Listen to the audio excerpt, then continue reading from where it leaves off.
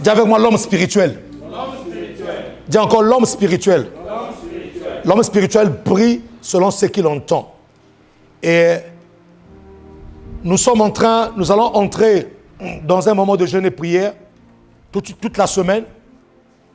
Et j'ai reçu instruction de la part de Dieu de te parler de l'enfantement de l'homme spirituel.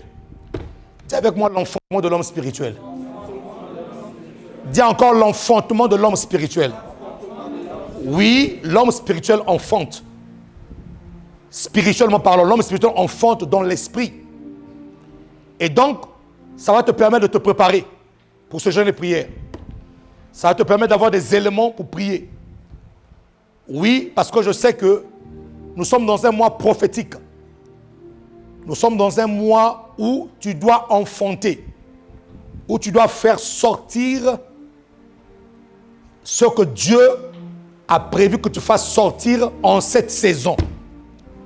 Et cette saison ne passera pas sans pourtant que tu voies ton bébé. Amen.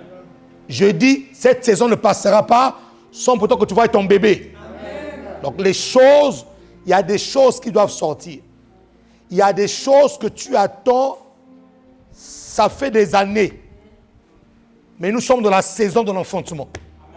Tu accoucheras ce que Dieu a prévu que tu accouches en cette saison. Est-ce que quelqu'un entend de m'entendre là? Est-ce que quelqu'un entend de me saisir là? Nous sommes dans une saison prophétique. Une saison où on fait sortir. On fait sortir. On fait sortir. Tu vas pousser. Tu vas crier.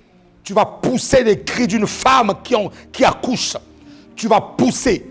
Tu vas ressentir des contractions spirituelles qui vont faire sortir le projet de Dieu pour ta vie. Qui va faire sortir les desseins de Dieu pour ta vie. Qui me dit Amen ici là? L'enfantement spirituel. Vous êtes sans ignorer de savoir que il y a 3 moyens par lesquels le Seigneur a ramené l'homme sur la terre. Dieu a utilisé 3 voies, 3 moyens pour amener l'homme sur la terre. Le premier moyen que Dieu a utilisé pour amener l'homme sur la terre, c'est qu'il a pris un amas de terre et qu'est-ce qu'il a fait? Il a soufflé et la Bible déclare que l'homme devint un être vivant. Ça, c'est le premier moyen. Dieu a soufflé. Dieu a pris la terre, il a soufflé. Et l'homme est devenu. Le deuxième moyen que Dieu a utilisé pour que l'homme se manifeste sur la terre, c'est qu'au travers de l'homme qu'il avait déjà créé, il a endormi l'homme, il a soutiré une de ses côtes et il l'a appelée Ève à l'existence. Qui me dit Amen? Amen. Ça, c'est le deuxième moyen. Le deuxième moyen, Dieu est parti déjà par ce qu'il avait déjà créé. Dieu est parti il est parti par ce qui existait déjà, par ce qui respirait déjà. Il a pris une côte et il a donné la vie. Qui me dit Amen? Amen. Le troisième moyen, je dirais même 4, il y a 4 moyens, je me suis trompé, il y a 4 moyens. Le troisième moyen que Dieu a utilisé, il est parti donc de l'homme et la femme qu'il avait créé. Il a dit, soyez féconds, multipliez. Donc, par la compilation, par la relation d'un homme et d'une femme, Dieu manifeste un humain sur la terre. Qui me dit Amen? Amen. Le quatrième moyen que Dieu a utilisé pour manifester l'homme sur la terre, c'est par la puissance et la vertu du Saint-Esprit. Le Saint-Esprit est venu sur Marie et Marie a été touchée de la puissance d'en haut et un enfant qui a été créé dans son sein. La naissance par le Saint-Esprit. 4 moyens que Dieu a utilisés pour que l'homme se manifeste sur la terre. Et là, nous parlons de l'enfantement spirituel. Alléluia. Amen. Nous parlons de l'enfantement spirituel. Des choses qui sont fondes dans l'esprit et qui se manifestent sur la terre des hommes. Alors, que devons-nous enfanter alors, spirituellement parlant? Quelles sont les choses que nous devons enfanter spirituellement? Il y a ce qu'on appelle enfanter des enfants spirituellement. On peut enfanter des fils et des filles dans l'esprit. Qui me dit Amen? Au-delà de mes enfants physiques, vous qui êtes là, du moins ce que je précise, toutes les personnes qui se reconnaissent dans la vision Salut des Nations, vous êtes pour moi des fils et des filles spirituels. Qui me dit amen? Pourquoi? Parce que je vous ai enfanté dans l'esprit. Comment je vous ai enfanté dans l'esprit? Dans les prédications et les messages que vous recevez de moi. Dans les impositions des mains que vous recevez de moi, je suis en train de déposer en vous ce que Dieu a prévu pour vous pour que vous puissiez le faire sortir. Amen. Je suis en train de déposer en vous des choses que Dieu veut que vous puissiez manifester dans votre vie. Donc vous êtes des fils et des filles spirituelles. C'est pour ça que parmi vous, deux fois, quand vous rêvez la nuit, quand on vient de vous attaquer, vous me voyez apparaître dans votre songe. Oui, parce que je suis votre père et je dois vous défendre. Qui me dit amen ici là? J'en parlerai plus loin. Lorsque tu rêves d'un homme de Dieu, lorsque tu songes d'un homme de Dieu, qu'est-ce que ça signifie? Ça signifie plusieurs choses. Qui me dit amen? Donc, vous êtes des fils et des filles. Et donc, j'ai le droit de parler sur vos vies. Oui, j'ai le droit de parler sur vos vies et les choses arrivent. C'est pour ça que quand tu te considères comme fils, tu te considères fille, ne parle jamais mal de ton père spirituel. C'est une malédiction que tu reçois sur ta vie. Pourquoi? Parce qu'on ne maudit jamais sa source. Dis-moi, on ne maudit jamais sa source. Voilà. Ne rentre jamais dans le groupe des malfaiteurs. Ne rentre jamais dans le groupe des personnes qui parlent mal d'un serviteur de Dieu. Parce que ce serviteur-là, c'est un père pour vous. Voilà. Donc, dans l'esprit, qu'est-ce qu'on peut engendrer? Qu'est-ce qu'on peut enfanter dans l'esprit? On peut enfanter dans l'esprit des fils et des filles spirituels. Des enfants spirituels. Et quand on dit enfant spirituel, enfanté dans l'esprit, je dois voir en toi mon ADN spirituel. Dis-moi, ADN spirituel. La dernière fois, j'ai réprimandé quelqu'un qui a l'habitude de m'appeler père. Mais je l'ai réprimandé d'une manière parce que des choses qu'il fait, je ne me vois pas faire ces choses-là. Et je lui ai dit ces choses-là. J'ai été très sévère avec lui. Je lui ai dit, si tu ne manifestes pas mon ADN, si tu ne manifestes pas les fruits de la parole que je te prêche, je l'ai dit clairement, je l'ai regardé dans les yeux, j'ai dit, arrête de m'appeler père. Il était choqué, mais c'est la vérité. Il y a un homme de Dieu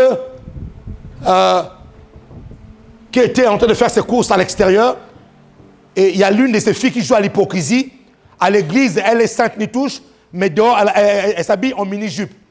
Et dans le centre commercial, son père spirituel, on le croise avec un autre serviteur, quoi, son père spirituel dit, j'ai vu ta fille, l'une de tes filles spirituelles, ici dans le centre commercial. Après, finalement, le pasteur lui dit, mais montre-moi, elle est où? Et dès qu'elle a vu la fille, elle était habillée d'une manière dévergondée. Ce père spirituel dit, non, c'est pas ma fille spirituelle, ça. Non, ma fille. Clairement. Non, franchement, il a nié, c'est pas ma fille.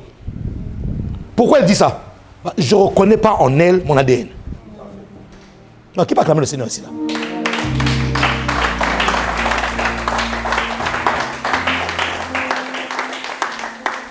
Donc, si j'ai ton genre en esprit, je dois voir en toi des choses de l'esprit que j'enseigne.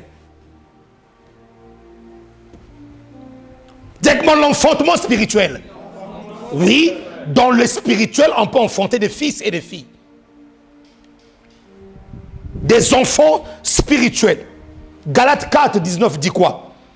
Mes enfants, pour qui j'éprouve de nouveau les douleurs de l'enfantement, jusqu'à ce que Christ soit formé en vous. Vous voyez? L'apôtre Paul dit, mes enfants pour lesquels j'éprouve à nouveau les douleurs de l'enfantement jusqu'à ce que Christ soit formé en vous. Donc l'apôtre Paul était en train d'éprouver des douleurs de l'enfantement. Pourquoi? Parce qu'il voulait voir quelque chose, il voulait voir le morphos, il voulait voir le caractère de Christ être formé dans la vie de ses enfants. Qui me dit amen? Donc l'apôtre Paul enfantait spirituellement. Comme moi je vous enfante spirituellement.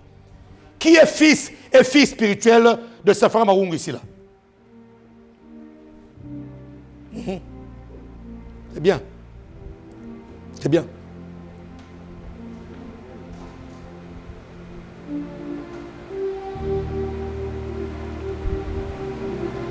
Mes enfants, pour qui j'éprouve les douleurs de l'enfantement. Donc là, l'apôtre Paul parle de Timothée, il parle de Tite, il parle de tous ces enfants spirituels qu'il a enfantés dans la foi. Donc dans l'enfantement spirituel, il y a des fils et des filles. Qui me dit amen? Qui me dit amen? Donc quand tu te balades dehors là, il faut que tu te rendes compte que tu es le fils de quelqu'un. Quand tu te balades dehors, tu vas savoir que non, je porte au moins l'ADN spirituel de quelqu'un. Qui me dit amen? Et c'est une bénédiction d'être enfanté spirituellement par quelqu'un. Au moins on connaît votre source. Alléluia. Amen. En connaissant la source, on peut connaître la ressource. En connaissant la source, on peut connaître qui tu es. Il y a certains respects et certaines notoriétés, certains accès qu'on t'accordera parce qu'on te dira que notre fils d'eux. Ah, on connaît ce pasteur-là, il est sérieux. Ce n'est pas un aventurier. Ah, celui-là, on le connaît. C'est un désordonné. Lui, là, il ne faut pas l'écouter. Oui, oui. Comme quelqu'un qui m'a dit un jour, pasteur, j'ai rencontré une personne. Cette personne-là m'a pris au moins une. Il me parle de toi. Il me dit, ah, tu pries dans telle église. Ah, non, frère, là, ce top-là. Il a commencé à parler de toi. Donc, vous savez que les gens parlent de nous à l'extérieur. Donc, si je t'ai enfanté, frère, soeur, dans l'esprit, tu dois manifester les fruits de la parole, de l'enseignement que tu as reçu. Et c'est en manifestant naturellement, sans forcer, ces fruits-là, que tu démontres que tu as reçu quelque chose de la part de cet homme. Qui me dit amen ici là? Donc l'enfandement spirituel se fait aussi lorsque nous donnons des enfants dans l'esprit. Qu'est-ce qu'on peut enfanter d'autre dans l'esprit? On peut enfanter des idées. Donne-moi des idées. Oui, des idées naissent dans nos cœurs. Des idées naissent dans nos pensées. Donc dans l'esprit, je peux aussi enfanter des idées. C'est pour ça que toutes les idées que tu reçois, surtout, écoutez-moi très bien, surtout les idées que tu reçois lorsque tu es en prière, il ne faut jamais plaisanter avec ces idées-là. Toutes les idées que tu reçois, quand tu es en prière, frère, il faut les idées que tu reçois dans la prière, il faut commencer à les arroser pour que tu les enfantes un jour. Quand tu es en prière, c'est pour ça que je conseille souvent aux gens, quand tu es en prière, frère, aie à côté de toi un cahier ou un dictaphone. Parce que tu reçois des choses. Donc on peut enfanter des idées. Pour qu'on voie ton idée, pour que ton idée se matérialise, il faut qu'un jour que tu le fasses sortir. Et je suis convaincu que plusieurs personnes ici reçoivent des idées innovatrices de la part de Dieu, mais ces personnes-là négligent ces idées-là. Qu'est-ce que je peux enfanter dans l'esprit? Je peux enfanter des idées. Et il y a plusieurs vies aujourd'hui qui n'avancent pas, qui ne prospèrent pas, parce que les personnes n'enfantent pas leurs idées. Et je vais encore répéter quelque chose que j'ai déjà dit ici là. Ce n'est pas parce que quelque chose n'a jamais existé que ça ne pourra pas exister par toi. Ce n'est pas parce qu'une chose n'a jamais été faite que ça ne pourra pas être fait par toi.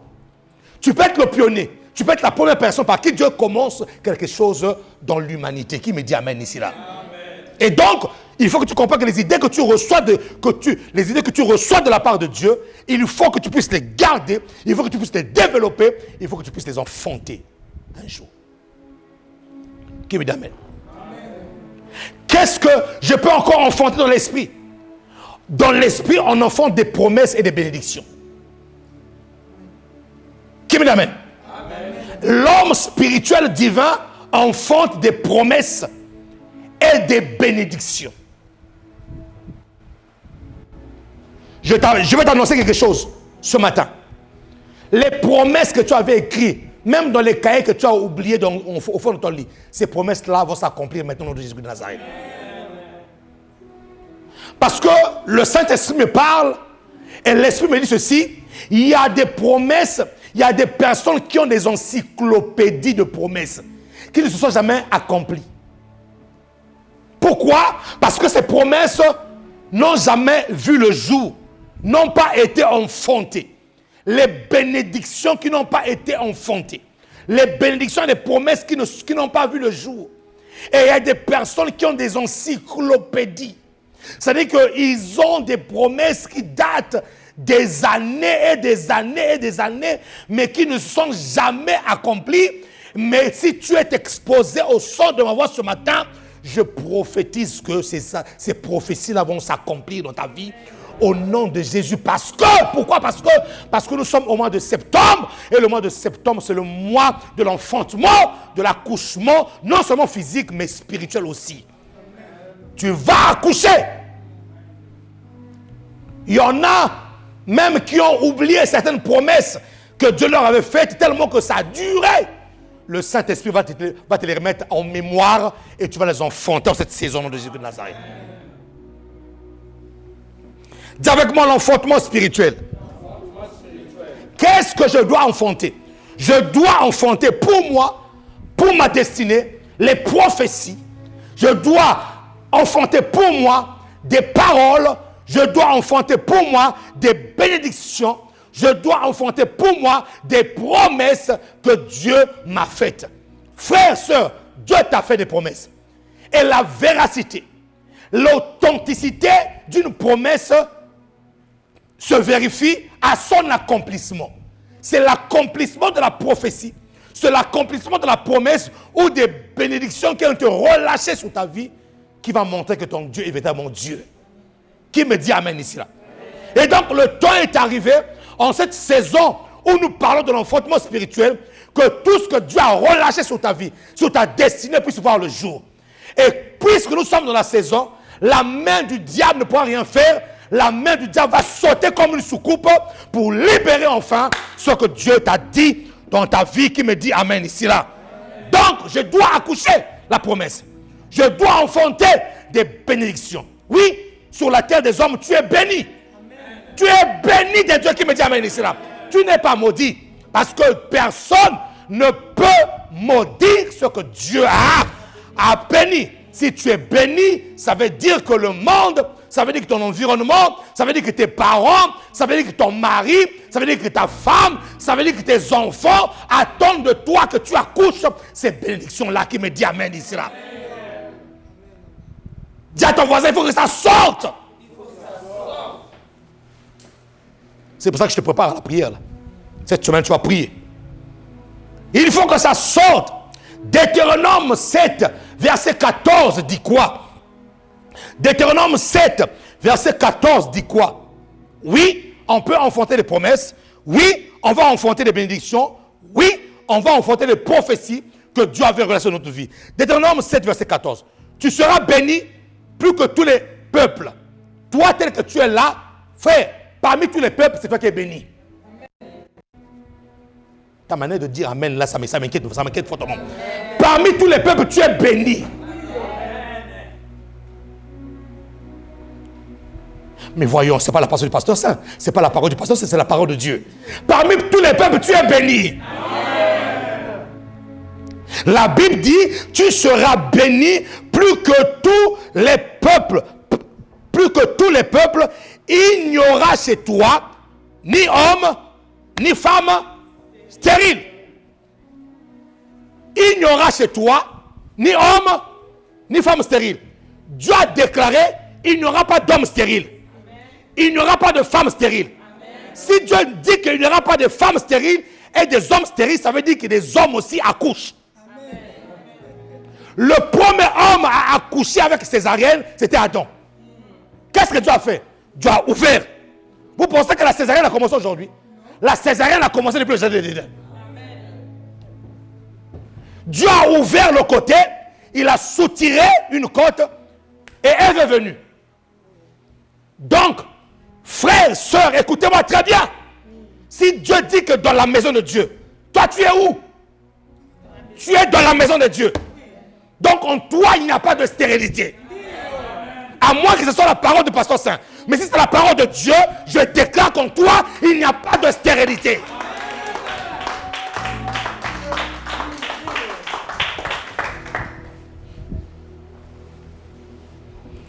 Ça veut dire que si dans la maison de Dieu, on trouve un homme stérile, on trouve une femme stérile, c'est quelque chose qui est anormal. Cette chose-là doit être traitée. Et ce matin, je suis venu traiter toutes les stérilités qui existent sur la terre.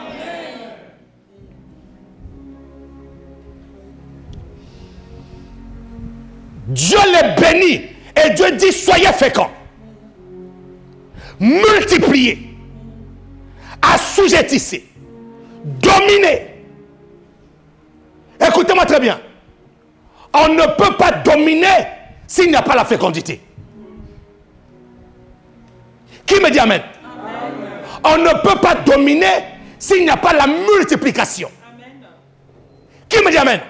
En d'autres termes, frères et sœurs, Dieu dit en cette saison de l'enfantement spirituel, ce qui sortira de toi, non seulement ça va prouver que tu es fécond, mais ce qui sortira de toi va multiplier. Ça va multiplier et ça va multiplier jusqu'au niveau d'assujettir et de dominer. Qui me dit amen ici là? Dieu dit, tu seras béni.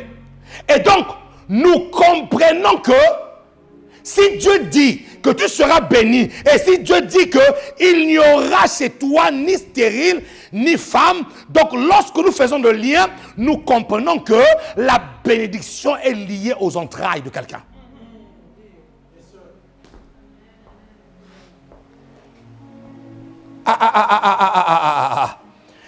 Si Dieu dit que tu seras béni, et que Dieu dit que dans ma maison, il n'y aura ni stérile, ni homme stérile, ni femme stérile, ça veut dire que frère, la bénédiction est liée à tes entrailles spirituelles.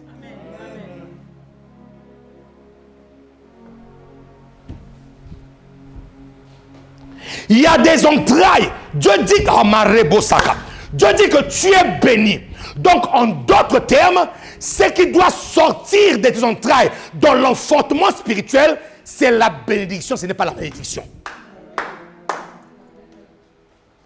Si Dieu dit que tu es béni, et que dans tes entrailles, ton enfant sort, et que ton enfant commence à être voleur, rappelle à Dieu, tu avais dit que je suis béni, et la bénédiction est liée à mes entrailles. Donc, ce qui doit sortir de moi, ce n'est pas un voleur, c'est un président qui doit sortir de moi.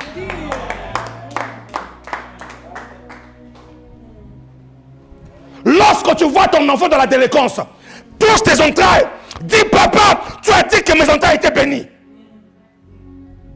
Lorsque tu vois ton enfant échouer, mets ta main sur son entrailles, dis, tu as dit, tu seras béni, et dans ma maison, il n'y aura ni femme qui est stérile, ni homme qui est stérile. Mais moi, tu as permis que je puisse être fécond. Mais ma fécondité doit ramener quoi? La bénédiction. Donc, je n'ai pas le droit d'accoucher quelque chose qui me fasse mal.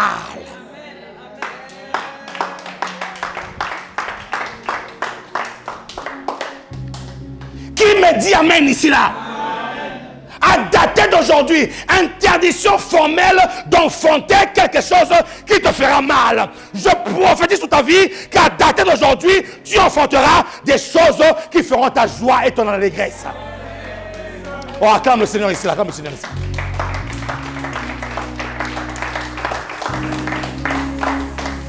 Parce qu'il y a tes ennemis qui attendent pour voir qu'est-ce qui sortira de toi. Et les gens disent, est-ce qu'il y a quelque chose de bon qui peut sortir de tel endroit? Est-ce qu'il y a quelque chose de bon qui peut sortir de telle femme? Est-ce qu'il y a quelque chose de bon qui peut sortir de tel homme? Le problème, ce n'est pas ce qui sortira de moi. C'est qu'il y a une parole qui a été relâchée sur ma vie. C'est que moi, je suis béni. Et mon enfantement dépend de ma bénédiction. Mon enfantement, ce qui sort de moi, dépend de la bénédiction. Tu seras béni plus que tous les autres peuples. Ça veut dire que dans tes entrailles spirituelles, lorsque tu vas enfanter quelque chose, lorsque tu dois enfanter quelque chose qui doit sortir de toi spirituellement, ça veut dire que cette chose-là va se démarquer des autres choses qui existent déjà. Parce que Dieu dit, tu seras béni plus que tous les peuples, plus que tous les... Est-ce que tu sais que tu as le droit de dire, Seigneur, non, je ne veux pas que tu me donnes ça, parce que ça ressemble à ce que l'autre a.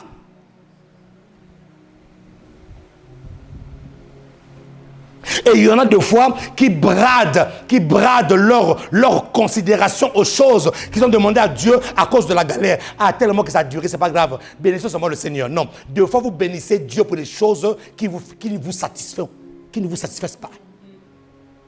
Qui ne met pas la joie dans votre cœur. Tu es en train de bénir Dieu, mais dans ton cœur, tu sais très bien que non, tu n'es pas content. Tu es en train de bénir Dieu, mais dans ton cœur, tu sais que non, c'est pas ça. Mais en cette saison, tu béniras Dieu. Parce que ce qui sortira de toi là, c'est véritablement ce qui viendra pour te donner la joie. La joie dans le cœur. Qui me dit amen? Dis avec moi l'enfantement spirituel. L'enfantement spirituel est lié à la bénédiction. Et la bénédiction est liée à tes entrailles. Vous savez qu'il y a les entrailles qui font sortir des rois. Il y a les entrailles qui font sortir des présidents. Il y a les entrailles qui font sortir des hommes d'affaires. Il y a les entrailles qui font sortir des chantres. Quand vous voyez la personne chanter, vous dites waouh! Comme les entrailles de ma mère avaient sorti un prédicateur hors pair. Les entrailles de ma mère sont bénies.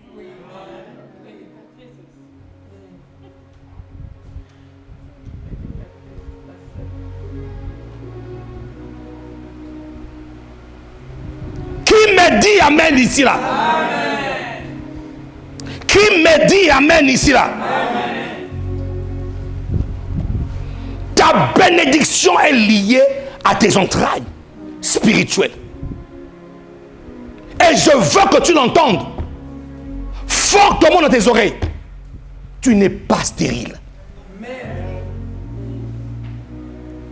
Et je veux le déclarer. Que ce soit la stérilité spirituelle ou physique, tu n'es pas stérile. Amen. Vous savez quoi? Pendant que je parle comme ça là, cette parole-là est en train de bouger tes entrailles. Cette parole-là est en train de toucher tes entrailles. Je vois cette parole-là en train d'envelopper tes entrailles, et physique et entrailles spirituelles. Sont en train de recevoir. Il y a comme un mouvement spirituel. Je dis bien, tu n'es pas stérile.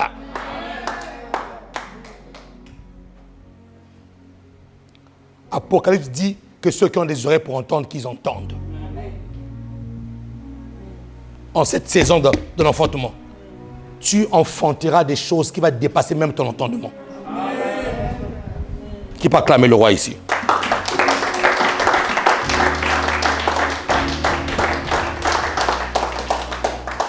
Qui me dit amen? Donc, nous devons accoucher la bénédiction. Nous devons enfanter la bénédiction. Oui. Et pourquoi est-ce qu'on parle de la bénédiction qui est spirituelle? Parce que Éphésiens 1.3 dit quoi? Béni soit Dieu, le Père de notre Seigneur Jésus-Christ, qui nous a bénis de toutes sortes de bénédictions spirituelles dans les lieux célestes. En qui? En qui? Nous avons été bénis de toutes sortes. Toutes sortes. Donc il n'y a pas qu'une seule bénédiction, frère. Il y a toutes sortes de bénédictions. Et la Bible déclare, c'est dans les lieux célestes. Donc ces bénédictions-là sont spirituelles. C'est pour ça qu'on parle de l'enfantement spirituel. Donc pour que ces choses-là se manifestent, frère, dans ton mindset, dans ton esprit, tu dois voir ces bénédictions-là s'accomplir dans ta vie à toi. Tu dois les ramener à l'existence sur la terre des hommes. Qui me dit amen? Frères, sœurs, à quoi ça sert de dire aux gens, non mon Dieu béni, mais ces personnes-là dehors là ne voient jamais cette bénédiction-là. Ah non, non, non, non, je refuse ça. Je déclare qu'en cette saison, tes entrailles fera sortir les bénédictions spirituelles sur la terre des hommes et ces bénédictions-là seront visibles. Ils le verront, ils le verront. Ils le verront. Ils le verront. Ils le verront. Qui me dit amen? Amen. Ils le verront. Ils le verront. Les gens ne douteront jamais de ton Dieu. Amen. Parce que ton Dieu est vivant. Amen. Il se lève peut-être en dernier, mais il n'est jamais en retard. Il arrive toujours au temps fixé. Il se lèvera, frère. Il se lèvera. Il y en a qui te comptent même des jours. Mais ils vont s'arrêter. Le compteur va s'arrêter. Que Dieu te bénisse. Et qu'il t'accorde ce que ton cœur désire. Le compteur va s'arrêter. Dites-moi, le compteur va s'arrêter. s'arrêter. Oui, parce que tes entrailles feront sortir. Tes entrailles spirituelles feront sortir ce que les gens veulent, ce que les gens attendent là, ils vont le voir. Amen. Frère, je te le dis. Là, je te prêche ce matin là comme un prophète. Amen. Ouais. Je te prêche pas comme un pasteur.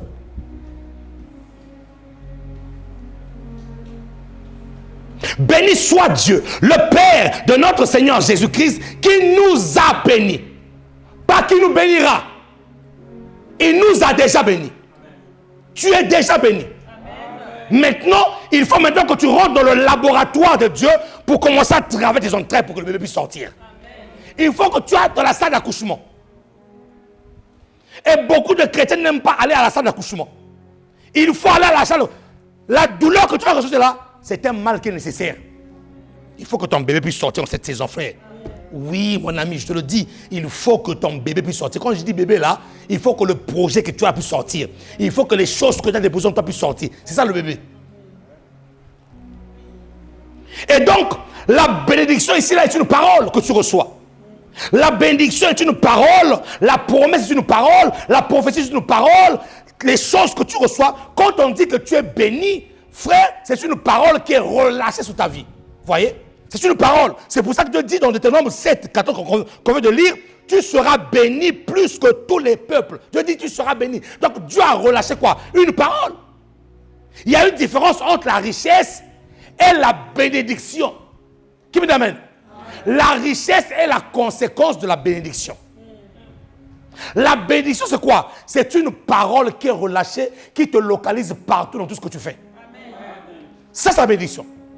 Là où tu vois, tu as l'impression que non, la porte t'attendait pour s'ouvrir. Tu es béni. Là où tout le monde échoue, toi tu réussis. Pourquoi? Parce qu'il y a une parole qui est attachée à toi, qui est relâchée sur ta vie. C'est pour ça que Dieu a ordonné, au fait, lorsque la Bible déclare que j'ai ordonné à la bénédiction de te suivre, au fait, Dieu voulait dire que j'ai ordonné à une parole de s'attacher à ta vie.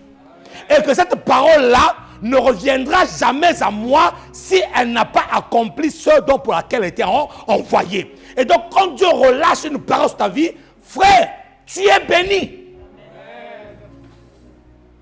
Maintenant, pour que cette parole-là se transforme à ce que tu cherches, il y a un laboratoire. Tu dois entrer dans le laboratoire. Tu dois pousser. Pousser. Madame, pousse. Si tu ne pousses pas ton bébé, madame, pousse, tu dois pousser. Il faut que tu pousses. Il faut que tu pousses. Il faut que tu pousses. Il faut que tu pousses. C'est pour ça qu'à partir de cette semaine-là, tu vas commencer à pousser. Amen. Oui, spirituellement, tu vas commencer à pousser. Pendant que je parle ici, là, je sens de voir les entrailles d'une personne se mouvoir. Amen. Les entrailles se mouvoir. Les entrailles sont de tomber. Comme de l'électricité. Dieu est en train de mettre quelque chose en toi. Tu es en train de libérer une sémence dans ta vie. Ah oui, tu enfanteras, frère. Tu enfanteras, soeur. Tu enfanteras. Tu enfanteras. Raboshata kabraya tabasai. He kabosai. Anderebo sotorobo sheteke yababa. Genèse 18, verset 10. L'un d'entre eux dit, je reviendrai vers toi à cette même époque, et voici Sarah, ta femme, aura un fils. Sarah écoutait à l'entrée de la tente qui était derrière lui. Et voici, je reviendrai vers toi. Les anges ont dit à Abraham que je reviendrai vers toi. Parce que dans la maison de Dieu, il n'y a pas de stérile. Comme dans la maison de Dieu, il n'y a pas de stérile, l'ange a déclaré, comme l'ange de l'Éternel qui se tient du haut de cette chair et qui te dit ce matin, l'année prochaine, à la même époque, tu glorifieras le Seigneur dans ta vie. Tu glorifieras le Seigneur. Tu glorifieras le Seigneur. Et pendant que je parle, l'Esprit de Dieu est en train de me dire, c'est pour rien. Réinsiste encore que dans ma maison, il n'y a pas de stérile. Réinsiste à ça. Réinsiste. J'ai envie d'aller, mais l'Esprit de Dieu me remet encore dans ça. Dis encore, dans ma maison, il n'y a pas de stérile là. Si tu es véritablement dans la maison de Dieu, frère, ta stérilité est un accident protocolaire. Nous sommes en train de traiter ça. Vous savez quoi? Par la parole qui est en train de libérer, je traite ta stérilité.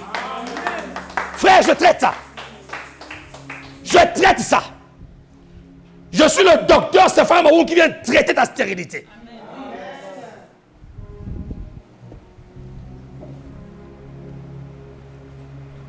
L'ange a vu Sarah. Alors que Sarah attendait un fils. Alors que Sarah attendait quelqu'un. Alors que Abraham attendait voir sa progéniture. L'ange de l'Éternel. L'ange de l'Éternel. L'ange de l'Éternel t'apparaîtra. Et il te dira, tu auras un fils. L'ange de l'Éternel t'apparaîtra. Et il te dira, tu auras ce travail-là. Tu enfanteras ce travail-là. L'ange de l'Éternel t'apparaîtra. Il te dira, tu auras cette maison-là. L'ange de l'Éternel t'apparaîtra. Il aura, ton ministère sortira un jour. L'ange de l'Éternel t'apparaîtra. Il te dira, le don que tu as mis en toi se manifestera un jour. Oui. 2 Rois 4, verset 17. 2 Rois 4, verset 17. Cette femme devint enceinte et elle enfanta un fils à la même époque, l'année suivante, comme Élisée lui avait dit. Vous voyez? Et vous allez remarquer une chose, que toutes ces femmes qui enfantent, elles sont en train d'enfanter la promesse que Dieu leur avait faite. Sarah avait reçu une promesse. Abraham avait reçu une promesse. Il a enfanté la promesse. Cette femme dont parle 2 Rois 4, 17, en parlant du prophète, elle aussi avait reçu une parole. Qu'à la même époque, tu auras un enfant. Cette femme a enfanté une promesse. Et la promesse qui était spirituelle, la promesse qui était une parole relâchée, la promesse qui était positionnée dans les lieux célestes, cette promesse-là, les gens maintenant pouvaient la toucher.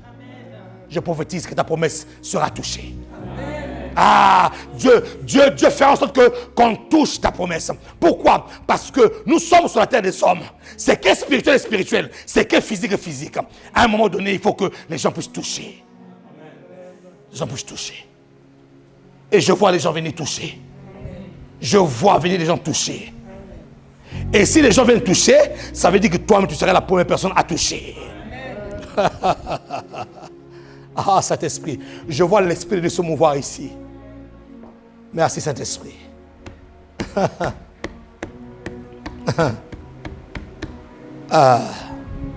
Même des vieillards enfantent.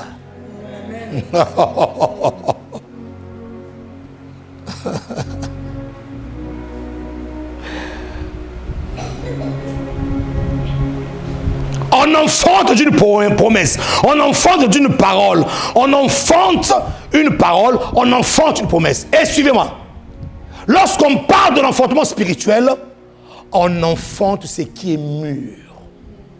On n'enfante pas ce qui n'est pas mûr. On enfante ce qui est mûr. Le gros problème de beaucoup d'enfants de Dieu, c'est qu'ils enfantent des choses qui n'ont pas mûri.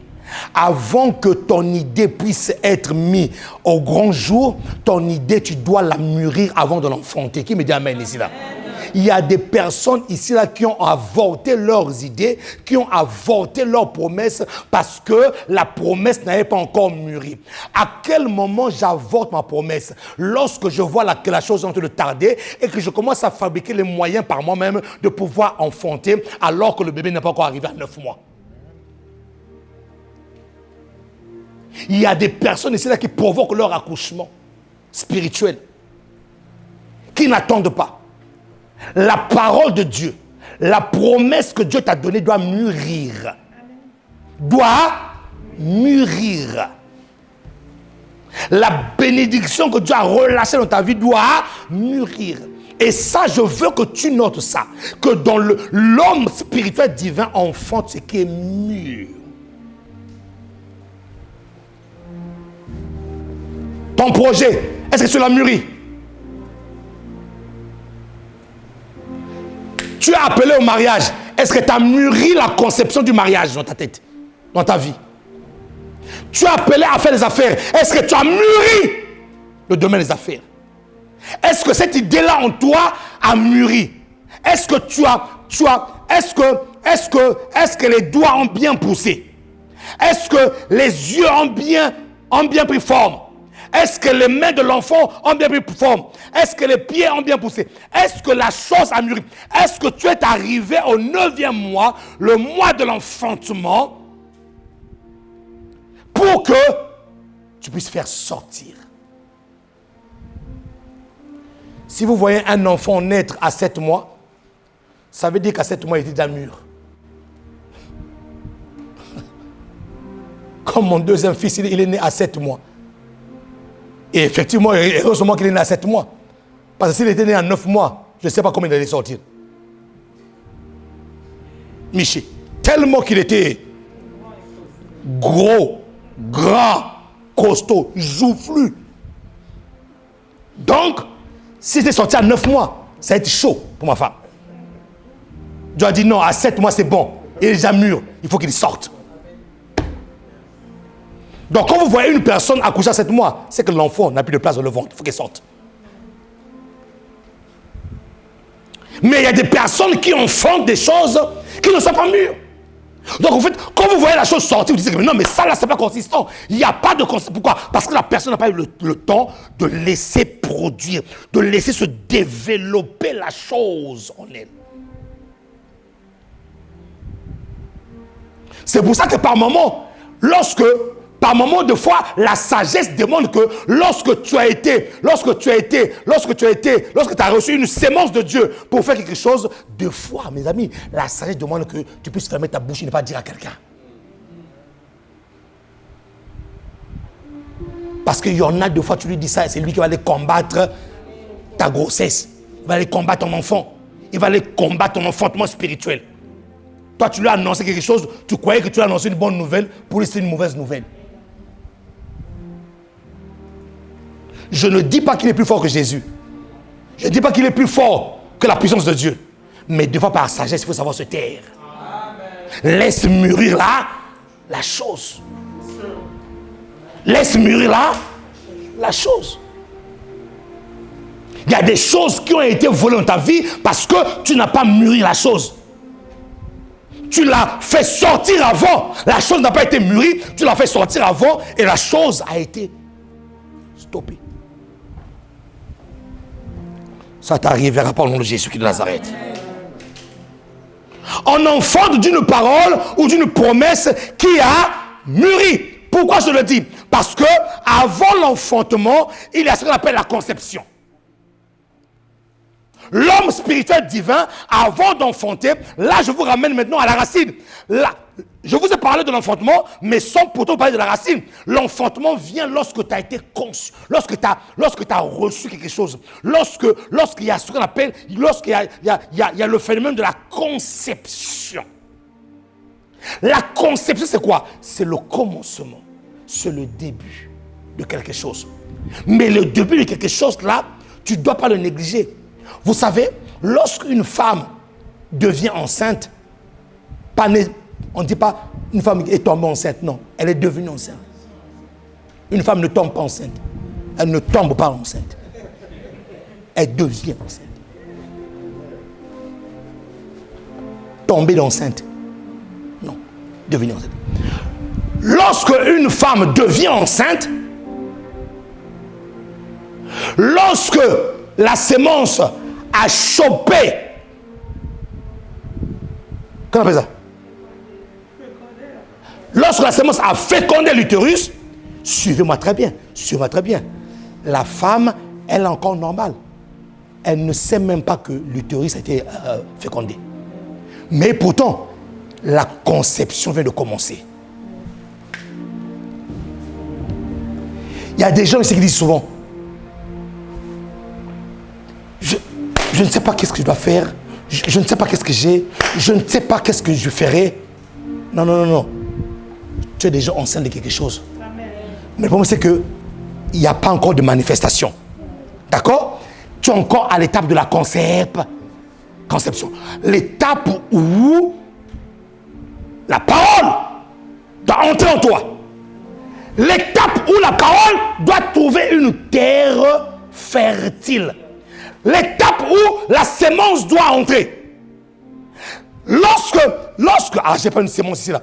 Lorsqu'il y a une sémence, lorsqu'on prend la sémence et qu'on met la sémence dans la terre, qui me amène, la terre ne reçoit pas encore le poids de la sémence. Pourquoi? Parce que ce n'est qu'une petite sémence.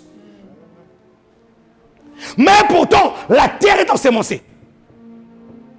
Tel que tu es là, frère, tu es déjà enceinte de quelque chose. Mais tu ne sens pas encore les manifestations. Seigneur. Je dis que tu es enceinte des idées nouvelles. Je dis que tu es déjà enceinte de quelque chose que Dieu va faire. Mais puisque le poids de la sémence, la sémence ne s'est pas encore développée. Donc, cette sémence sur la terre que tu es ne reçoit pas encore le poids de la sémence. Mais tu es déjà dans la conception. Et pendant que je te parle, là, frère, au travers de la parole qui est libérée, tu es déjà en train de concevoir. Donc, il y a l'étape qu'on appelle l'étape de la conception. Quelque chose que tu reçois. C'est pour ça, lorsque tu veux enfanter spirituellement, les choses que Dieu t'a données, les choses que Dieu a mis en toi, écoute-moi frère, tu ne dois jamais t'exposer à n'importe quelle sémence de la parole. Parce que la loi de la reproduction dit quoi? Tu ne fais sortir que ce que tu as reçu. Si tu as reçu un poison, tu feras sortir un poison. Si tu as reçu la sémence d'un papillon, c'est un papillon qui sortira. C'est une loi. La loi de la reproduction obéit à une loi qu'on appelle la loi qui permet de calquer ce que tu as. C'est-à-dire que tu donnes ce que tu as reçu.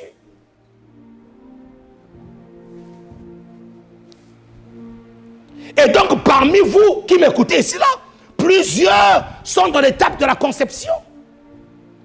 Une idée que tu as reçue, c'est qu'une idée. Mais cette idée-là peut bouleverser le monde. Mais comme l'idée n'est qu'à l'étape de la conception, tu dis que ce n'est qu'une idée. Mais laisse l'idée se développer. Avec cette même idée-là, on t'acclamera un jour. Ah oui, on t'acclamera un jour. On t'acclamera un jour. On t'acclamera un jour. Donc, il n'y a pas de fondement spirituel s'il n'y a pas de conception. Et frère, note pas ceci, il n'y a pas de conception s'il n'y a pas de sémence. Qu'est-ce qui fera que tu puisses concevoir? C'est parce qu'il y a une sémence. Et donc, la qualité de la sémence devient alors important. Tu veux des maïs, plante pas des arachides. Non. La qualité de la sémence, la provenance de la sémence devient importante. C'est pour ça qu'il y a des hommes et des femmes qu'on ne doit pas écouter. Parce que ce sont des destructeurs de destinée. Oui, frère. Il y a des relations qui doivent s'arrêter. Parce que ces relations-là sont des destructeurs de destinée. Qui me l'amène? Donc, pour qu'il puisse avoir la conception, il faut la sémence. Ça veut dire que je dois faire attention à la sémence. Je dois faire attention à ce qui entre en moi. Je dois faire attention à ce que je reçois. Parce que, n'oubliez pas, je dis que le principe de la reproduction, c'est que de la reproduction, tu donnes ce que tu as reçu. Tu fais sortir ce que tu as reçu. Et donc, la sémence, elle est importante. Dis-moi, la sémence est importante. Si ta sémence vient de Dieu, ce qui sortira de toi va crier gloire, frère. Oui.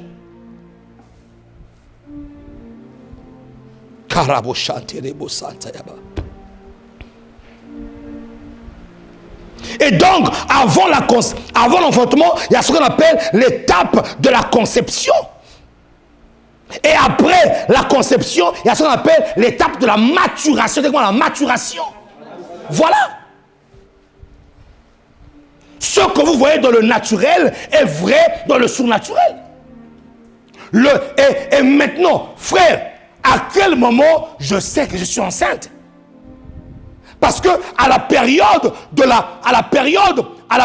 la conception, je ne sais pas encore que je suis enceinte. Mais il y a une sémence qui est partie. Il y a une conception qui commence. Mais il n'y a pas encore des effets qui montrent que je suis enceinte. Maintenant, il y a une étape qu'on appelle l'étape de la maturation, l'étape du développement. C'est pendant l'étape du développement que je commence à me rendre compte que... Oh, allô? Oui, chérie.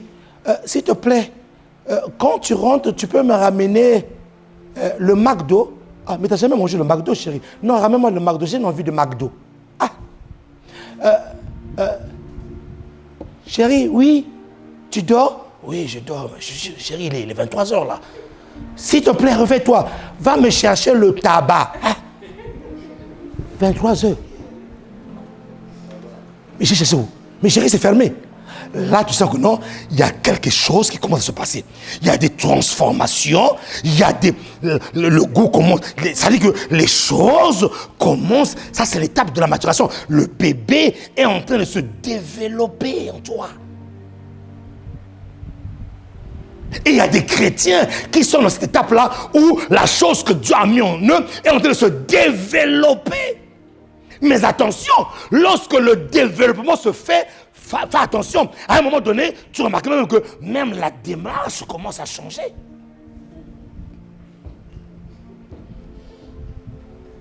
Même pour s'asseoir, il faut. Vous comprenez ça?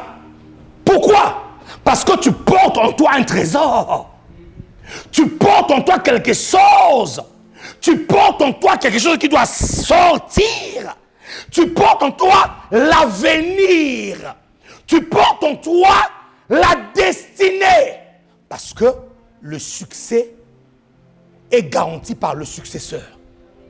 Le succès d'un successeur, non, le succès d'une personne est garanti par son successeur. Donc nos enfants, ceux qui sortent de nous, c'est notre garantie que des choses que nous avons apprises, des choses que nous avons communiquées, va continuer. Et donc, ce que je porte dans mon sein, c'est l'avenir. Les choses que Dieu a mis en toi, c'est ton avenir. C'est pour ça que ton avenir n'est pas derrière toi, mais ton avenir est devant toi. Et il est en toi. Et c'est à toi de le faire sortir. Oh, est-ce que je parle à quelqu'un là? Dans l'enfantement spirituel, j'enfante mon futur. Qui l'amène? Et dans l'étape de la maturation, il y a ce qu'on appelle le développement. Les choses que Dieu a plantées en toi doivent se développer. Et là, tu vois que le morphose commence à changer. La personne commence à prendre du poids. La personne commence à changer de démarche. Oui, frère, la bénédiction peut te faire changer de démarche. Amen. Lorsque Jacob était en train de lutter avec Dieu, il demandait quoi? Il demandait quoi à Dieu? Oh, God bless me! Dieu bénis-moi! Il cherchait quoi? Jacob cherchait à être enceinte de la bénédiction de Dieu. Bénis-moi! Mais attention! Et pendant que, quand il a cherché la bénédiction, Dieu l'a cassé, l'ange éternel a cassé l'emboîture de la hanche. Il est sorti de là. Donc, frère, la bénédiction peut te déformer. Mais ça peut te déformer que pour un temps. Parce que ce qui sortira fera ta joie. Donc, il y a un moment dans ta vie où tu verras les choses être déformées dans ta vie. Mais c'est pendant ce moment-là que beaucoup de moqueurs se lèvent. Pourquoi? Parce que ta démarche, mais ils ne savent pas que cette démarche qui a changé, c'est ma bénédiction, c'est mon futur qui est là-dedans. C'est ma bénédiction. Vous voyez? Quand les gens se moquent de toi là parce que tu as changé de démarche, ce n'est pas un problème. Mais toi, tu sais pourquoi tu as changé de démarche. Tu sais que tu portes en toi ton futur. Et que je dois faire attention à mon futur. Même quand je dors, il y a des positions que je dois prendre. on ne peut dormir. Pourquoi? Parce que j'ai mon futur à l'intérieur de moi. Qui me dit amen? Laissez les gens se moquer de vous, mais ils ne savent pas que c'est une démarche déformée à cause de la bénédiction. Ah, qui peut acclamer le Seigneur ici? Wow! Donc il y a l'étape de la maturation. Ce que Dieu t'a donné, avant que tu l'enfantes, cette chose doit se développer. Et lorsque ça se développe, c'est là où d'autres soucis apparaissent. Le développement ramène toujours quelques soucis. Mais ce n'est pas un problème. Je continue ma marche. C'est que moi, je continue ma marche. Je suis en train de me développer. Qui me dit amen? Je me développe. Le bébé se développe. Mon avenir se développe. Mes projets se développent. Qui me dit amen? Ça, c'est l'étape de la maturation. Dans la maturation, je me développe. Et après la maturation, il y a ce qu'on appelle la maturité.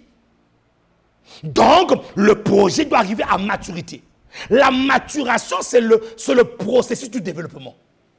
Où les choses sont en train de sortir, sont en train de grandir. Mais à un moment donné, frère, quand tu arrives à la maturité, Église, écoutez-moi, l'enfantement spirituel,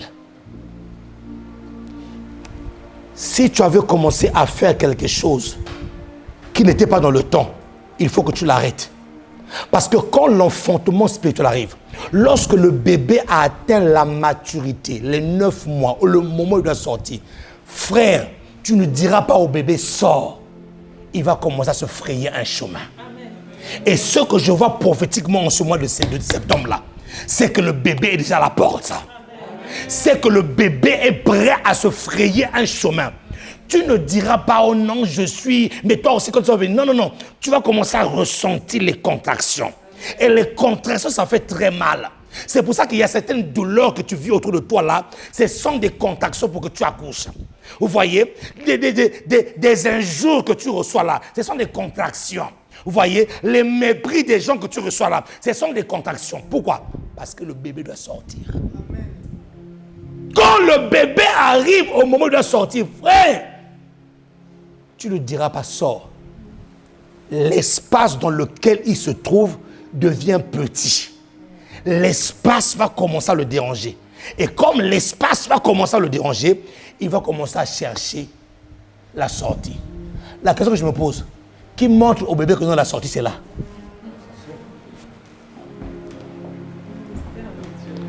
Dis à quelqu'un ici là, tu ne peux pas aider Dieu. Non, dis-le bien. Tu ne peux pas aider Dieu. Qui montre au bébé que non, là, c'est la sortie.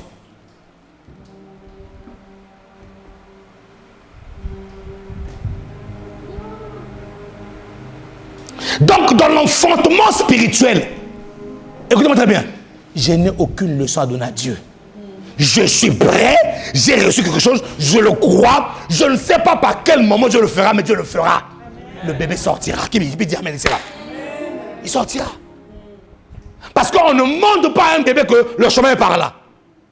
Le bébé trouve le chemin par lui-même. Oh Seigneur. Il trouve le chemin lui-même. Il peut acclamer le roi des rois.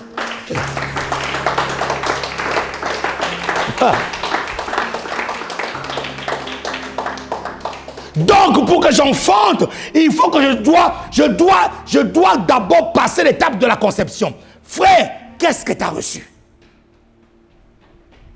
Qu'est-ce que tu as reçu? Tu as reçu une parole. Le jour où tu as reçu cette parole-là, c'était la conception.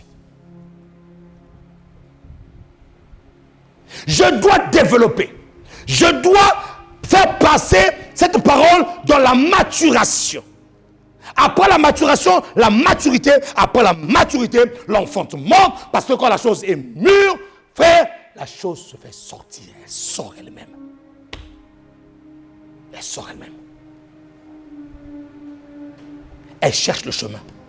Et toi, tout ce que tu as à faire, c'est quoi? C'est de pousser pour aider la chose à sortir. Mais le chemin, il connaît le chemin. Toi, pousse. Et comment on pousse? On pousse dans la prière. Oui, Dis-moi, on pousse dans la prière. Oui. Qui peut acclamer le roi des rois, le Seigneur.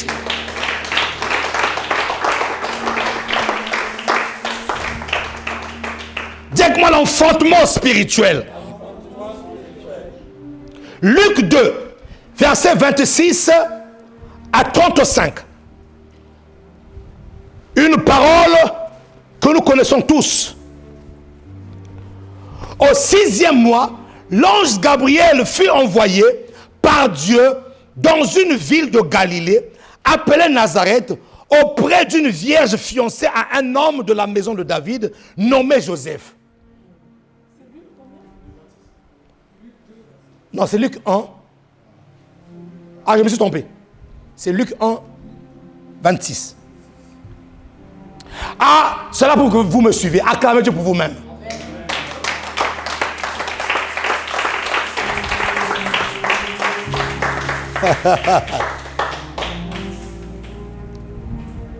Dis avec moi, personne n'enfantera ce qui est à moi.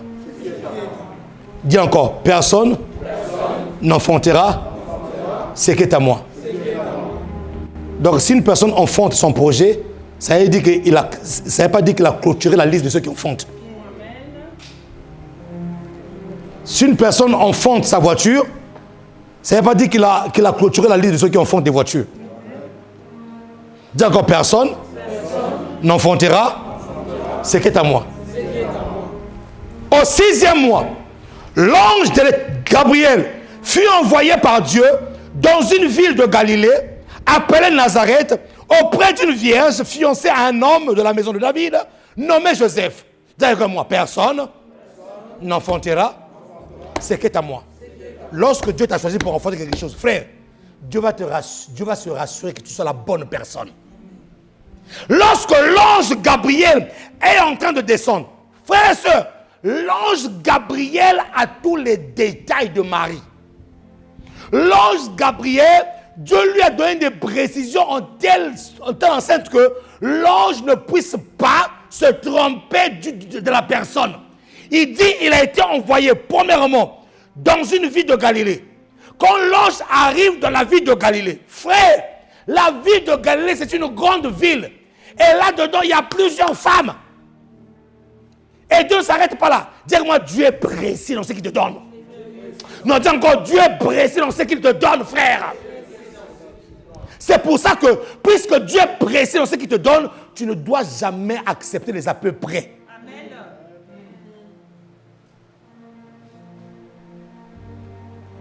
Dieu est précis dans ce qu'il donne. Frère, c'est pour ça que quand tu vas demander quelque chose de la prière, ne dis pas Dieu, papa, toi-même tu connais. Il ne connaît rien. Il est précis. Il envoie l'ange dans la ville de Galilée. Mais la ville de Galilée, c'est une grande ville, frère. Il y a plusieurs maisons. Il y a plusieurs familles. Il y a plusieurs femmes. Mais Dieu précise, il dit, appelez Nazareth. Donc la ville de Galilée s'appelle Nazareth. Donc il va en Galilée, il se déplace, il va à Nazareth. Mais Nazareth aussi, c'est une ville qui est grande. Dieu continue, auprès d'une vierge fiancée, au pied d'une vierge. Mais à Nazareth, il n'y avait pas qu'une seule vierge, il y avait plusieurs vierges. Dis encore moi, Dieu est précis dans ce qu'il te donne. Dis encore, Dieu est précis dans ce qu'il te donne. Auprès d'une vierge. Et quand l'ange arrive et dit, mais Seigneur, mais il y a plusieurs vierges ici, là, dans la ville. Dieu dit, je suis précis. Cette vierge-là, elle est fiancée à un homme. Ah, mais Seigneur, il y a plusieurs hommes. Non, un homme de la maison de qui? De David. Mais de la maison de David, il y a plusieurs hommes. Seigneur. Non, il s'appelle qui? Il s'appelle Joseph.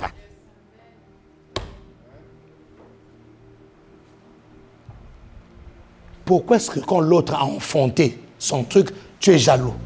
C'est comme si Dieu s'est trompé. C'est comme si Dieu t'a oublié. Frère, sœur, Dieu ne t'a pas oublié. Il t'a pas oublié, il t'aime encore. Il t'a pas délaissé, il t'aime encore. Jésus n'a pas oublié, il t'aime encore. Il t'a pas... Frère, avec cette précision-là, moi quand je lis ce verset, je dis Seigneur, si tu es précis comme ça, Seigneur, non, c'est que tu ne m'as pas oublié. Non. Si tu es précis comme ça, là, c'est que tu m'envoies. Ça veut dire que ce que tu me donneras, c'est à moi. Qui peut acclamer le roi ici là?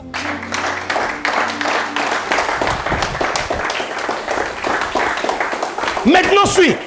Quel est l'incubateur? Quel est l'incubateur de l'enfantement spirituel?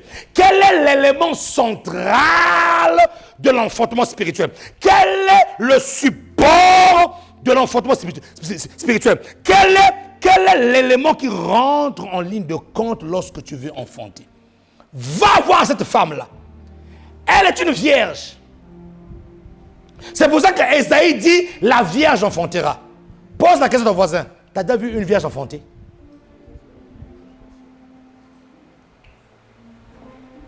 Non, tu n'as pas compris. Ésaïe dit, la vierge enfantera.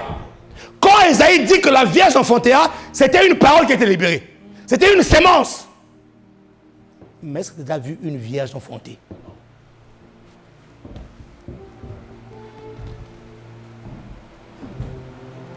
Si tu vois une vierge enfanter, c'est qu'elle n'est plus vierge.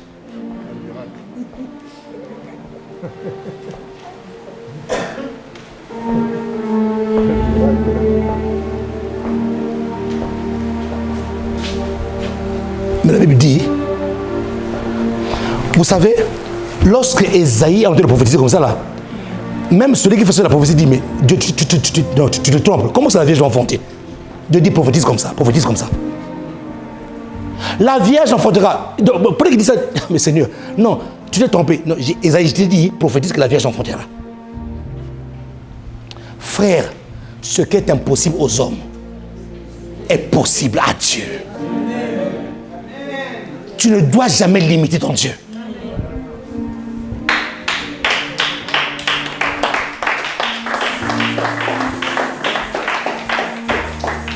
Ma fille, à l'époque, Ésaïe a l'habitude d'aller accompagner sa femme à coucher. Sa femme n'est pas vierge.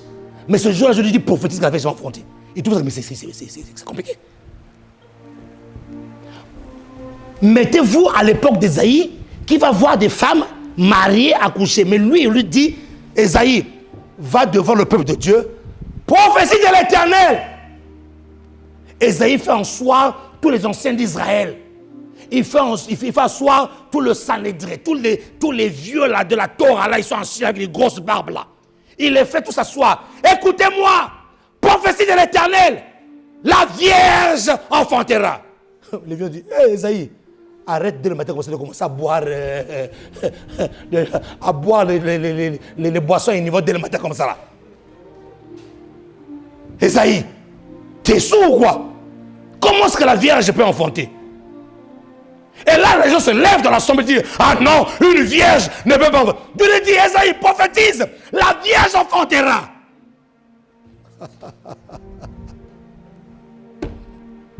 C'est qui la vierge? C'est une personne qui n'a jamais connu d'expérience. Parce que la Bible déclare ceci. L'ange entra chez elle et dit, je te salue, toi à qui une grâce a été faite. Donc, dans la notion de l'enfantement spirituel, vous devez comprendre une chose, c'est que l'enfantement spirituel est lié à la grâce. C'est lié à la grâce. Pourquoi? Parce que ce que Dieu t'a donné, tu n'as pas mérité. Ce que Dieu a mis en toi, frère, tu n'as payé aucun centime. Dieu te l'a donné gratuitement. Marie a été choisie parmi les vierges. Frère, il y avait plusieurs vierges en Israël. Mais pourquoi c'est elle qui a été choisie? Il n'y a-t-il pas plusieurs femmes? Il n'y a-t-il pas plusieurs hommes? Il n'y a-t-il pas plusieurs personnes? Pourquoi c'est toi que Dieu pointe du doigt, frère? C'est la grâce de Dieu. Et je déclare qu'en cette saison, le Seigneur t'a pointé du doigt pour enfanter quelque chose qui va dépasser l'entendement des hommes. C'est une grâce. Ce qui sortira de toi, frère, c'est par grâce de Dieu. C'est pas parce que tu as payé de l'argent, c'est pas parce que tu es plus belle, non, parce qu'il y a des plus belles qui n'enfantent pas. Mais toi, tu as trouvé grâce aux yeux de Dieu. C'est pas ta beauté qui t'a donné cela. C'est pas ton argent qui t'a donné cela. C'est pas ta taille. C'est pas ta démarche comme une personne, comme un cheval qui galope avec majesté. Non. C'est le ngolo. La grâce de Dieu.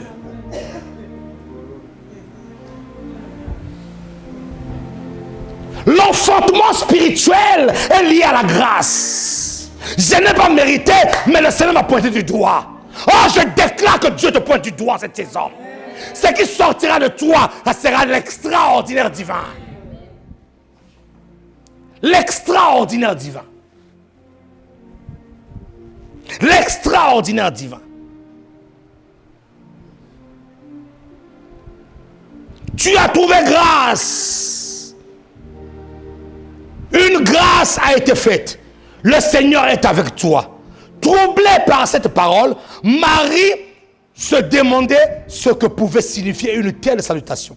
L'ange lui dit, ne crains point, Marie, car tu as trouvé grâce devant Dieu. Et voici, tu deviendras enceinte. Et voici, tu deviendras enceinte. Et voici, tu deviendras enceinte. Et tu enfanteras un fils. Et tu lui donneras le nom de Jésus. Il sera grand et sera appelé fils du Très-Haut. Et le Seigneur Dieu lui donnera le trône de David, son père.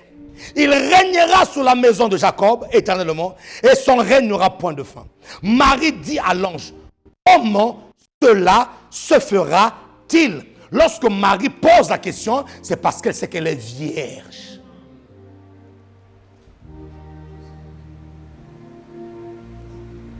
Lorsque Marie pose la question, c'est parce qu'elle sait que, humainement parlant, c'est pas possible que je tombe enceinte. Parce qu'à l'époque, Marie était fiancée de Joseph. Or, les fiançailles, ce n'est pas le mariage. Je répète encore, les fiançailles, ce n'est pas le mariage. Je leur dis encore, les fiançailles, ce n'est pas le mariage. Donc, ne profite pas du fiançailles pour aller ploti-plota. Non.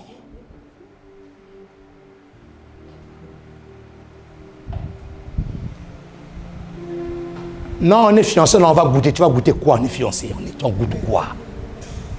On goûte quoi? On goûte quoi? Lorsque Marie pose la question à l'ange, parce que Marie ne comprend pas que dans le spirituel, il y a une conception, il y a un enfantement. Là, en ce moment, la frère, le cerveau de Marie est bloqué. C'est bloqué. Son cerveau ne fonctionne plus. Il ne comprend pas. Comment cela se fera-t-il? Car moi, je n'ai pas d'expérience. Plus loin, elle dit, je ne connais point d'homme. En d'autres termes, je n'ai pas d'expérience. Je prophétise sur ta vie, même si tu n'as pas d'expérience. Par le Saint-Esprit, tu enfanteras en cette saison ce que Dieu a prévu pour toi. Qu'est-ce que j'ai voulu dire? Que lorsqu'on parle de l'enfantement spirituel, le Saint-Esprit doit rentrer en ligne de compte. C'est l'élément, c'est l'incubateur, c'est l'élément principal, c'est la colonne vertébrale de l'enfantement spirituel. Pas de Saint-Esprit, pas d'enfantement spirituel. Qui me dit amen ici, là? Ainsi, la Bible déclare que le Saint-Esprit viendra sur toi. L'ombre du Tout-Puissant, cet ombre-là te couvrira. La puissance du Très-Haut va t'affecter. Tu vas concevoir spirituellement. Ça, c'est une manière de faire qui dépasse l'entendement de plusieurs religions. Ils ne comprennent pas comment est-ce que Dieu peut faire ça. Ils ne comprennent pas comment est-ce que Dieu peut descendre pour faire une telle chose. Ça les dépasse. Donc, pas de Saint-Esprit, pas d'enfantement spirituel, pas de grossesse spirituelle, pas de conception spirituelle. C'est le Saint-Esprit qui est venu et qui a couvert Marie. Oh, je dégage ta vie. Tu es couvert aujourd'hui. Ah, mon ami, lève tes mains, lève tes mains. Tu es couvert. Mon ami, pendant que je te parle comme ça, quand je dis que je suis couvert là, c'est quelque chose qui va déposer ce soir. Quelque chose qui descend. Je dis bien que tu es couvert là maintenant. Au moment où je parle, tu es couvert. Tu es couvert par le Saint-Esprit. Reçois cette couverture-là maintenant. Et pendant que tu es couvert, il y a quelque chose qui est en train d'être déposé dans tes entrailles spirituelles. Au moment où tu es couvert, au moment où je parle, le Saint-Esprit est en train d'envoyer son énergie. Il envoie sa puissance, il envoie son feu, il envoie sa gloire, il envoie sa présence dans tes entrailles spirituelles. Et là maintenant tu es couvert et tu reçois quelque chose maintenant. Yes. Tu reçois quelque chose. Tu reçois quelque chose. Tu reçois quelque chose maintenant. Frère, je t'annonce que tu es couvert. Sœur, je t'annonce que tu es couvert ce matin. Je vois Katarim Bleteskai. Je vois une couverture spirituelle qui est en train de déposer dans tes entrailles ton bébé, qui est en train de déposer dans tes entrailles ton projet, qui est en train de déposer dans tes entrailles ton ministère, les dons que tu dois faire sortir. Tes entrailles sont en train de recevoir la conception. La conception. Marie a dit, comment cela se fera-t-il? Je n'ai point d'homme, je ne connais point d'homme, je n'ai pas d'expérience. Tu n'as pas besoin d'avoir l'expérience. Le Saint-Esprit lui-même est en train de descendre, est en train de toucher. Maintenant, reçois ma fille, reçois. Quelque chose se passe là. Leader berger, soyez prêts, parce que là, il y a un dépôt de l'esprit qui est en train de descendre là maintenant. Ça descend. Ça descend. Ça descend. Je n'ai pas d'expérience. Je ne connais point d'homme. Comment cela se fera-t-il? Dieu est au point de faire avec toi des choses inhabituelles. Alors, si tu es prêt pour l'inhabituel, commence à recevoir. Si tu es prêt pour l'inhabituel, commence à recevoir. Si tu es prêt et prête pour l'inhabituel, il y a une couverture sur ta vie.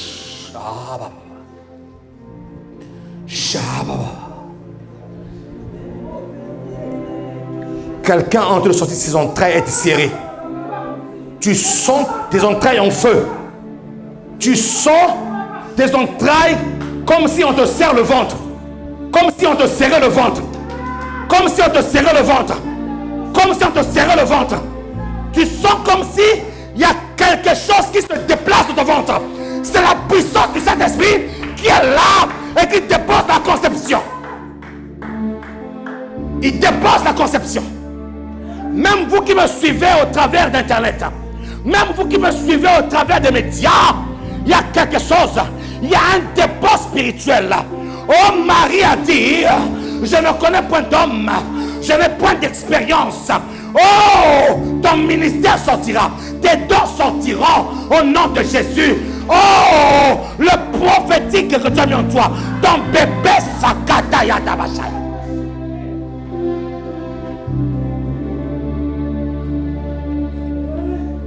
Saint-Esprit, viens déposer. Viens déposer sur nous le manteau de ta gloire. Saint-Esprit, Saint-Esprit, viens déposer. Viens déposer sur nous le manteau. Il n'y a pas d'enfantement spirituel s'il n'y a pas le Saint-Esprit. Viens déposer. Viens déposer sur nous le manteau de ta gloire. Saint-Esprit, Saint-Esprit, viens. Mets-toi debout là où tu es, mets-toi debout, mets-toi debout. Et garde tes mains levées. Oh oui, le manteau de ta gloire. Saint-Esprit Saint, oh viens, viens. Le manteau, nous le disons, Saint-Esprit, oh viens, oh, sur nos vies, le manteau de ta gloire, Saint-Esprit, Saint-Esprit, viens déposer. Viens déposer le manteau de ta gloire. La puissance du Très-Haut te couvrira. Sois couvert maintenant. Sois couvert. Sois couvert. Tu n'as pas besoin d'avoir une expérience. Laisse le Saint-Esprit te visiter. Laisse l'esprit t'impacter. Tes entrailles sont en train de chauffer. Reçois le dépôt. Reçois. Reçois. Reçois. Reçois. Reçois. Reçois le dépôt. Il y a quelque chose. Il y a une implantation divine qui se fait en toi maintenant. Il y a une implantation. Le spirituel rencontre l'humain. Lorsque le spirituel rencontre l'humain, l'humain est fécondé. La plataskai. Lizubraya, Makorobosaka, Leikasa, Lidoskaba, Leitosopraika. Tu es couvert. Tu es couvert. Tu es couvert. Tu es couvert. Et tu enfanteras. Nous sommes dans l'enfantement spirituel cette semaine. Et cette semaine ne passera pas sans pourtant que tu enfantes ton bébé. Cette semaine ne passera pas sans pourtant que tu enfantes ton projet. Cette semaine ne passera pas sans pourtant que physiquement, même ceux qui cherchent des enfants, que tu puisses devenir enceinte au nom de Jésus-Christ de Nazareth.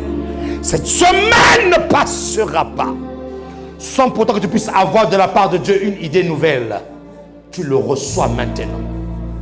Tu le reçois maintenant. Tu le reçois maintenant.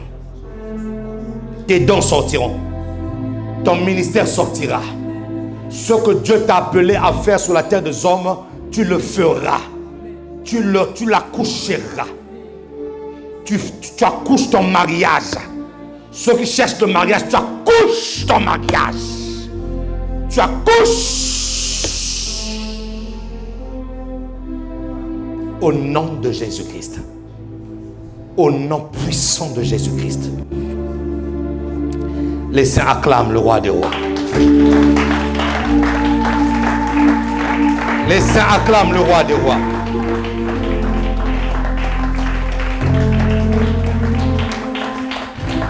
Ce message est très prophétique.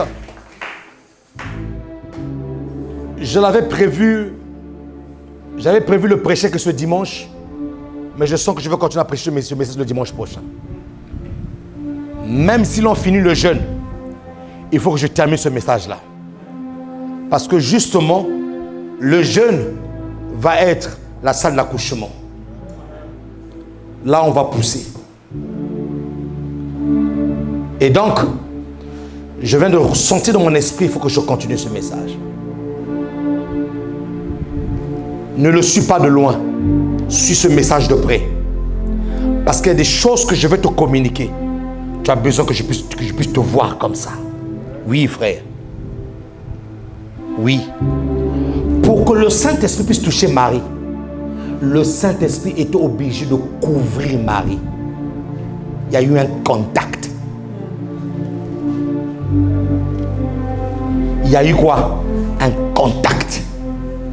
Je sens qu'en cette saison-là, ta vie va être impactée. Oui, frère. C'est une saison.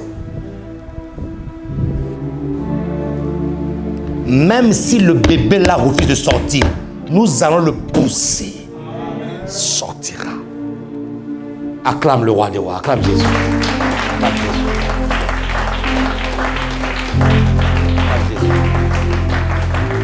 Il y a des personnes qui sont encore à l'étape de la conception. Il y a des personnes qui sont à l'étape de la maturation. Il y a des personnes qui sont à l'étape de la maturité.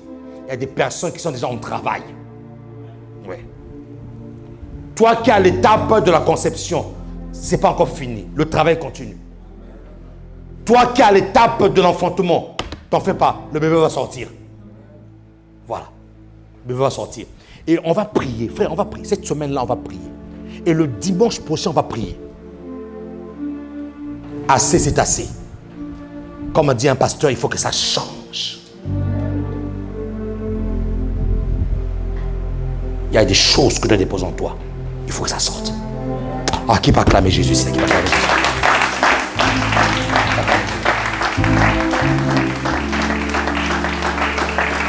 Allez, bon, ça. Ceux qui sont baptisés et prêts, restent debout dans la présence du Seigneur. Nous voulons passer à la table du Seigneur rapidement. Oh Seigneur, tu as commencé un travail aujourd'hui. Je sens dans mon esprit que tu as commencé un grand travail spirituel dans cette église. Oui Seigneur, je peux le voir, ce travail que tu as commencé. Et la Bible déclare que celui qui a commencé en vous cette œuvre la rendra parfaite. Tu rendras parfait le travail que tu as commencé.